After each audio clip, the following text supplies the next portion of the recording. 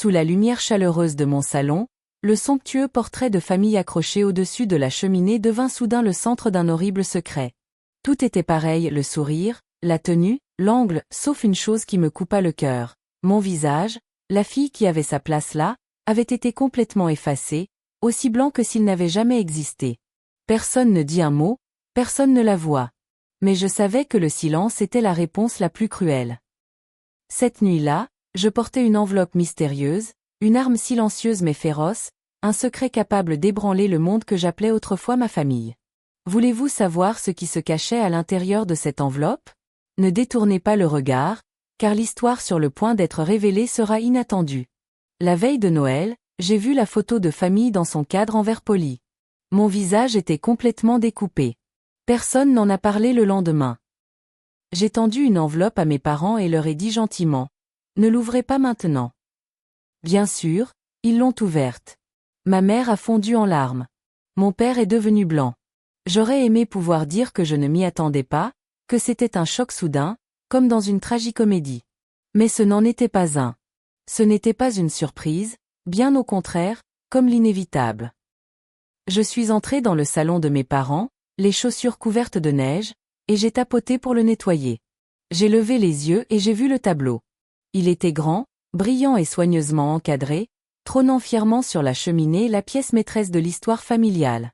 Ils étaient tous là, ma mère dans son blazer rouge familier, souriant comme si elle n'avait jamais soupiré pour autre chose que ma sœur.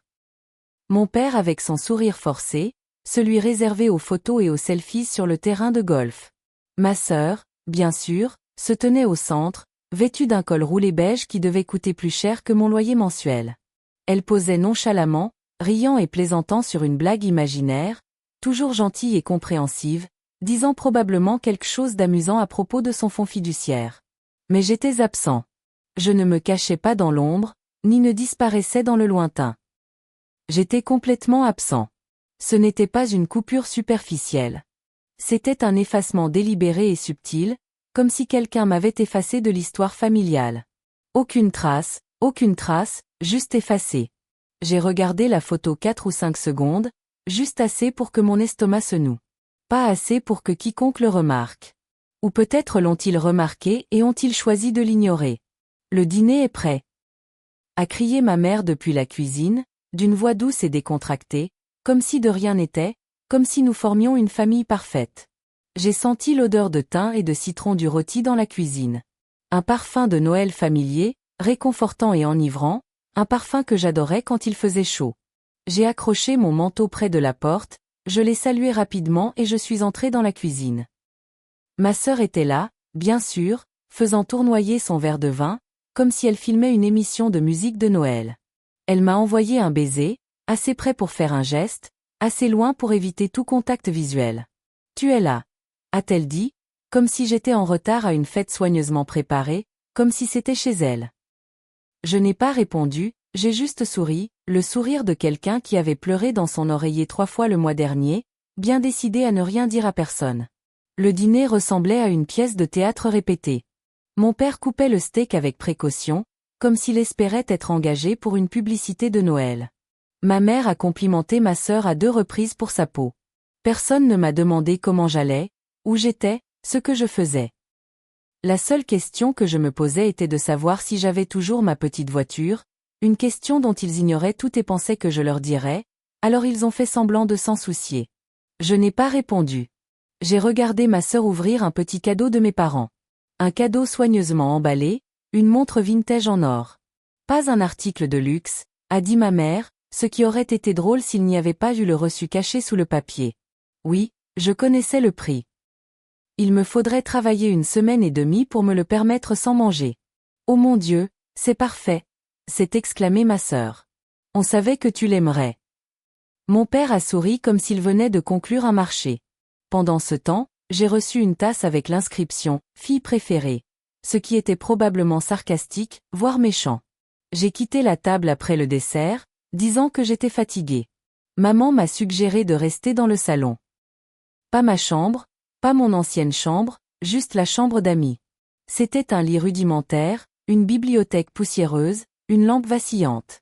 J'ai fermé la porte derrière moi, allumé la lumière vacillante et me suis assis au bord du lit. C'est alors que j'ai sorti l'enveloppe que j'avais cachée dans ma poche. Du papier épais, couleur ivoire, avec un cachet en relief.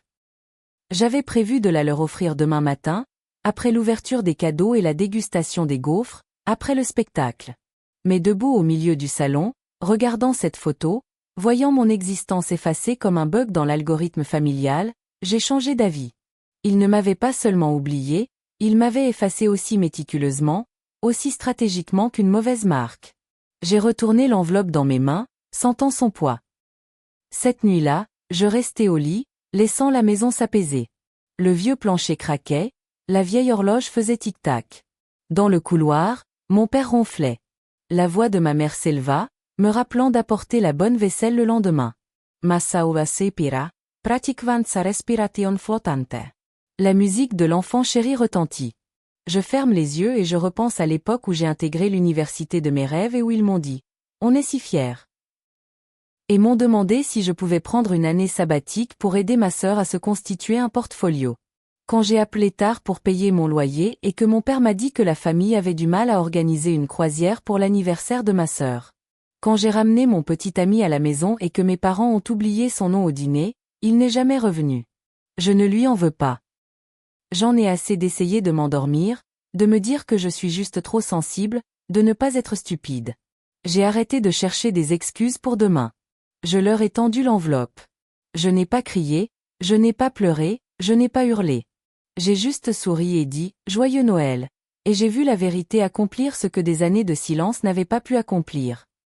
Le lendemain matin, je me suis réveillée avec l'odeur du café chaud et des gaufres, écoutant ma sœur parler du poids des bagages et du stress du voyage. Ironiquement, ce n'était pas elle qui les payait, ce n'était pas elle qui les portait, ce n'était pas elle qui possédait la valise ni les chaussures qui coûtaient plus cher que mon loyer mensuel. Mais c'était une terrible source d'inquiétude. Je suis restée au salon plus longtemps que d'habitude, non pas par fatigue, mais parce que je ne voulais pas retourner à la sitcom que ma famille diffusait à chaque fête. Je m'attendais à des rires artificiels, à un optimisme exagéré, et à quelqu'un, probablement ma mère, qui dirait « Ce serait formidable d'être tous réunis comme si j'étais là, non. » Comme si je n'avais pas été une ombre dans tous les souvenirs de famille. Quand je suis enfin entrée dans la cuisine, ma mère dressait des omelettes comme si elle préparait un magazine de brunch. Mon père était assis à table, feuilletant son téléphone. Ma sœur, pieds nus, sirotait du lait d'amande dans un verre de vin. « Bonjour », dit maman sans lever les yeux. « J'espère que tu dormiras bien dans le salon. » Ce matelas a du caractère, dis-je en versant du café. Maman rit comme si je plaisantais. Le petit déjeuner était le même, comme chaque année, comme s'il s'agissait d'un spectacle.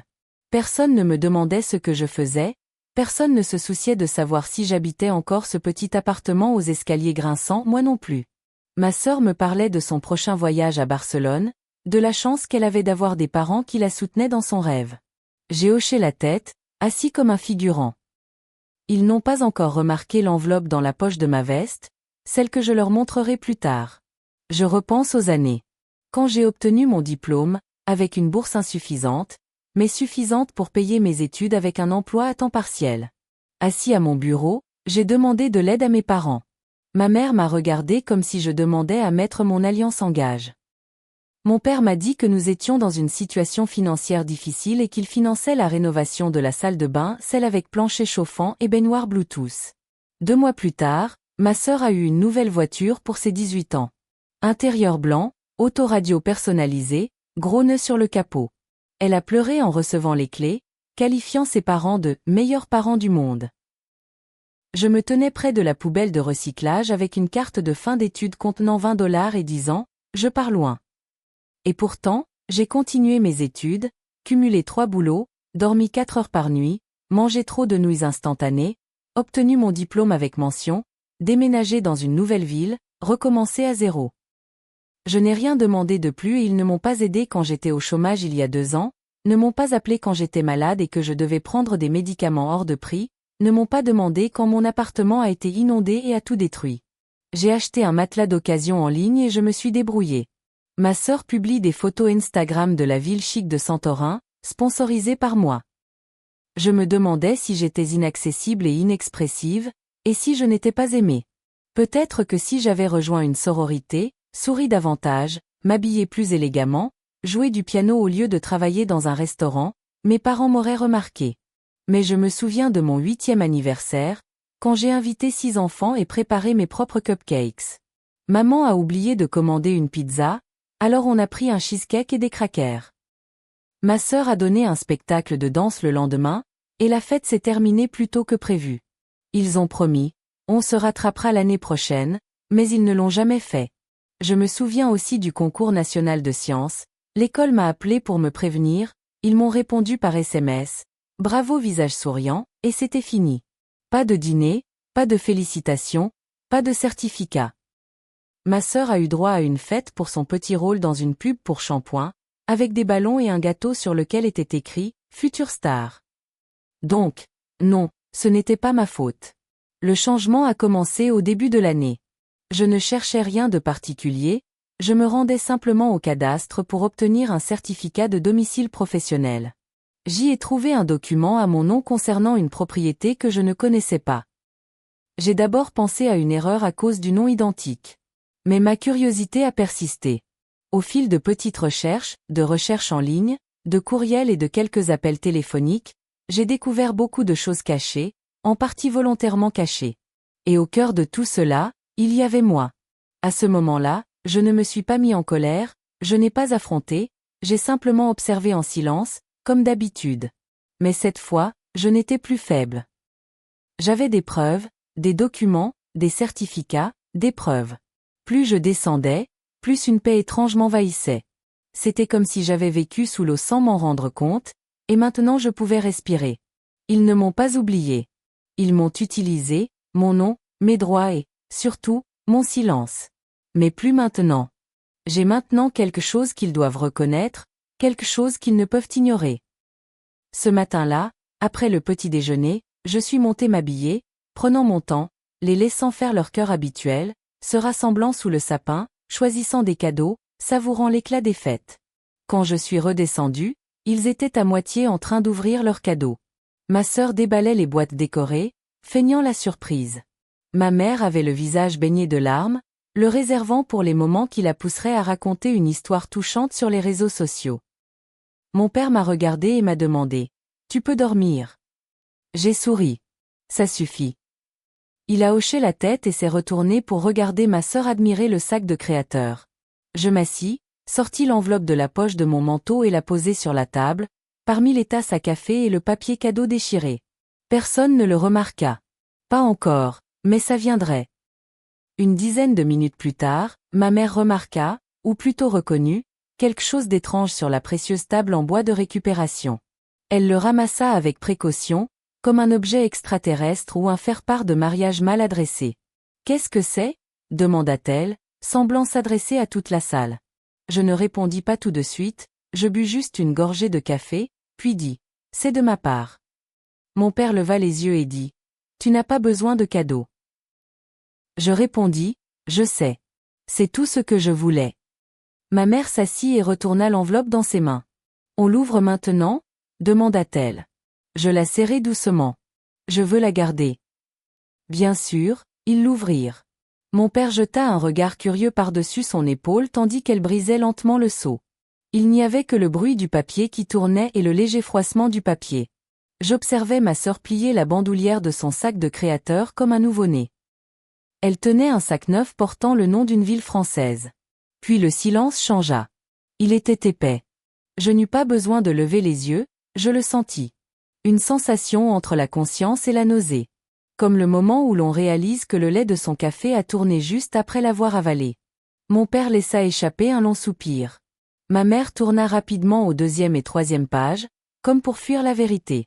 Ma sœur leva les yeux et demanda « Que se passe-t-il » Ils ne répondirent pas. Elle redemanda, plus fort. Toujours non. C'était mon signe. Tu sais, dis-je en me levant lentement. Joyeux Noël. Qu'est-ce que c'est demanda ma mère d'une voix neutre, ni fâchée, ni vague, juste vide. Le testament de grand-père, dis-je. Elle cligna des yeux. Je l'ai vu.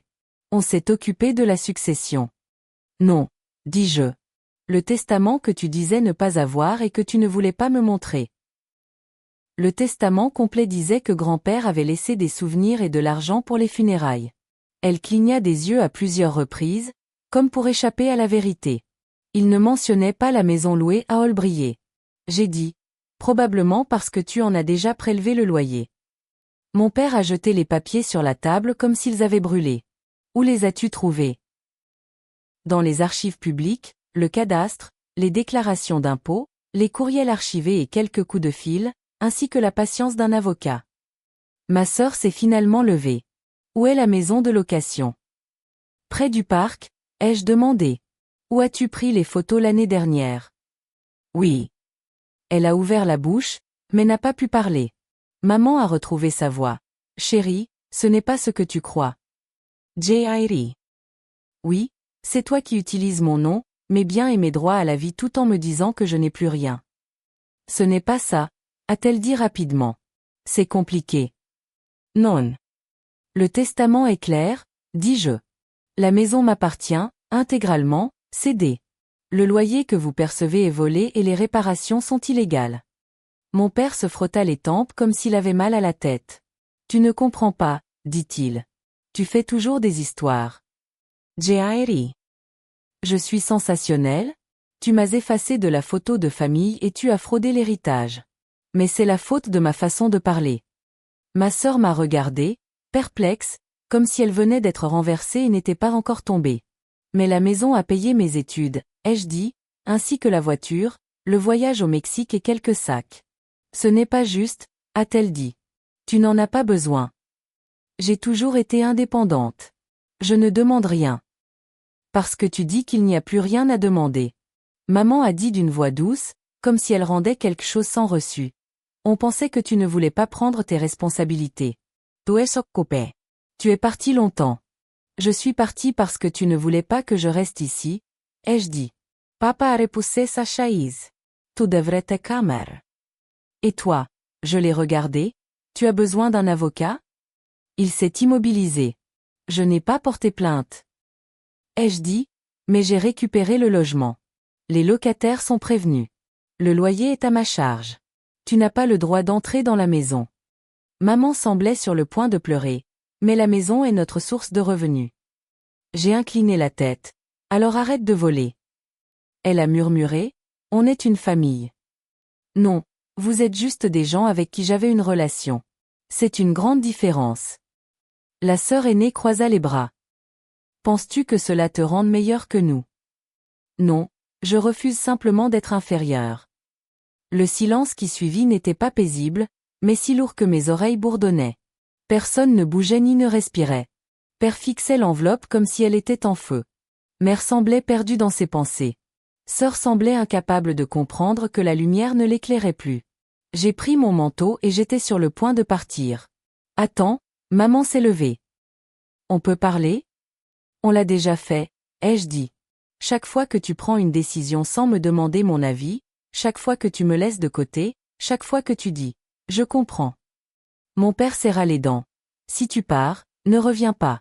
Je m'arrêtai, regardai une dernière fois. Oui, c'était la première chose sur laquelle nous étions d'accord. Puis je partis. L'air extérieur était froid, vif mais frais.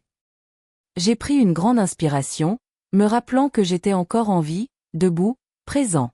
Je me suis installé au volant, j'ai démarré la voiture, j'ai laissé vrombir le moteur. Je n'ai pas pleuré, je n'ai pas ri. J'ai juste respiré. Parce que parfois, le plus fort, c'est le silence, et le cri le plus fort, c'est la marche. 3 semaines plus tard, j'ai reçu mon premier SMS de ma mère. Court et poli, mais elle l'avait révisé 5 fois et n'était toujours pas sûre qu'il soit accepté. Salut, on en a discuté et je pense qu'il y a eu un malentendu. On peut se parler cette semaine? Bien à toi. Je t'aime. Pas de point, juste « je t'aime ».